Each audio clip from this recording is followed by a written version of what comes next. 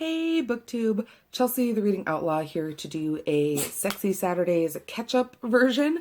I know that we usually do Sexy Saturdays to talk kind of more in depth about one or two specific books, but because I have been dropping the ball lately and it's been a hot minute since we've done a Sexy Saturdays, we are actually going to use this Sexy Saturdays to play a little bit of catch-up, and I'm just going to let you guys know all the different stuff that I've been reading so you can let me know what you've been reading. We can just do a little share session today. I think that sounds good.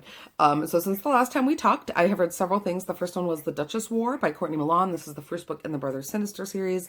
This is about a young girl who has assumed a new name and is hiding her past away, just waiting for the right suitor to come along so she can be married and take care of herself and her aunts and just secure the life of security that she needs.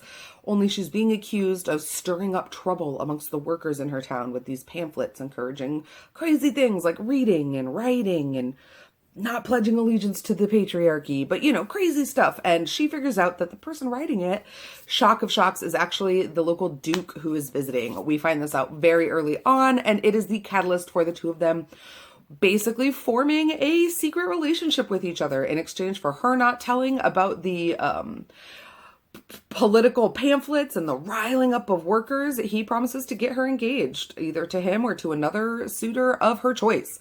And I'm sure you guys can see how this unfolds. It is amazing. The banter is great. There are great discussions of economics and communism and socialism and workers' rights and sexy times and smooching, and it's just the best. The next one I read was one that I've been waiting for. I cannot even tell you guys how long. It is Ashwin by Kit Rocha. This is the newest book in Kit Rocha's universe, The Sectors and Eden. For those of you who didn't see me at the end of last year, I went into a Kit Rocha spiral, this dark, awesome, amazing place of wonderfulness where I literally read all of her books in the span of 6 weeks, 12 books. It was crazy. I inhaled it all. And now, since that's been done, I've been so anxious for this one to come out. Ashwin starts a new series in a different sector. So we're following different characters, but there's still overlap with faces that we've seen before. So it just makes this world feel very lived in and very comfortable. This is the story of Ashwin Malhotra, who is basically a genetically designed super soldier who has been programmed not to feel in order to kill most effectively. And it's about Cora, the woman who used to be his kind of personal doctor on base / his one touch to humanity. And now that a war has come that has ravaged their society, they are brought back together. And it is about learning how to feel and learning how to feel safely and trusting your feelings and trusting other people's feelings, and such hot sex. And it's just so good. I just cannot highly more recommend that you go pick up Kit Rocha's books immediately. All of them. Just all of them. After that came 2 back-to-back books by Julie James. I picked up Something About You and The Thing About Love. Something About You is, I think, her first book, one of her first very early books. And it is about a district attorney and an undercover FBI agent who are working together kind of on a case, and then things sort of fall apart for various reasons that are important to the plot. And then after that falls apart, they're separated for an amount of time and then brought back together again for forces beyond their control and forced to work together on one last case. And oh my God, can you see where this is going? It was very cute.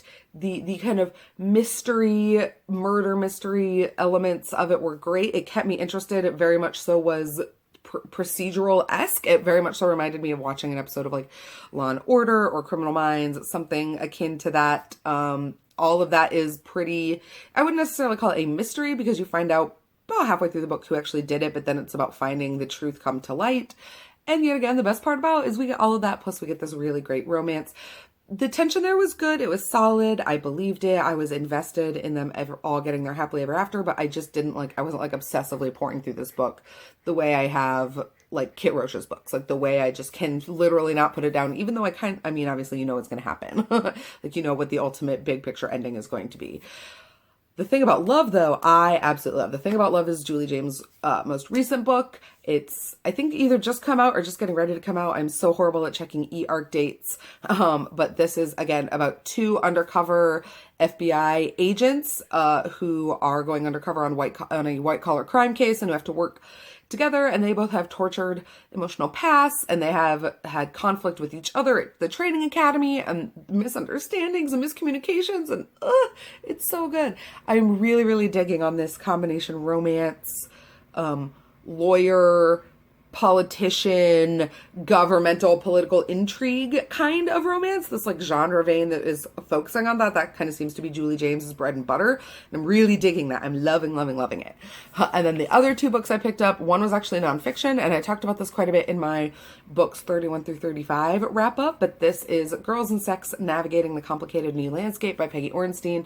I wanted to mention it here on Sexy Saturdays because it deals so much with so many of the things we talk about, things like consent, bodily autonomy, virginity, the appropriate age, and talking about sex in a way that is healthy and encouraging and positive and not shameful.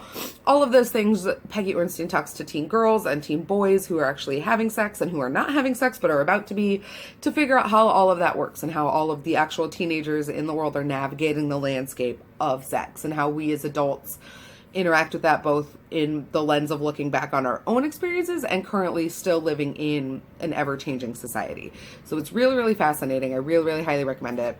I'm so sorry if things just got really loud. My boiler kicked on. We have a really old heater that we are looking to get changed, but it is very, very loud, so I'm going to try and wrap this up.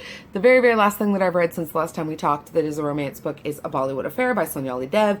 This was another book that I really loved. This book was very, very interesting in that it hinges on an arranged marriage and one of the characters being super invested in this arranged marriage in a way that felt very culturally different from anything that I have experienced in my own white Western worldview of living. And so I really, really appreciated the way that Sonyali Dev was able to bring in these themes and these important cultural touchstones of being an Indian woman and living in an Indian family and dealing with Indian culture in a way that also still meshes so well with romance and the happily ever after and the conventions of the banter and the playfulness and the flirtation that is so much of what makes romance reading for me enjoyable. So yeah, that is what I've been reading lately. That is today's Sexy Saturdays. I'm so glad to finally be catching up with you guys. Let me know down below in the meantime what you have been reading, what great sexy books you have managed to pick up. As always, you can like, comment, subscribe, catch me on social media to talk books. I'm always here for you guys. Until next time, take care of yourselves, take care of each other, and have happy reading. Bye.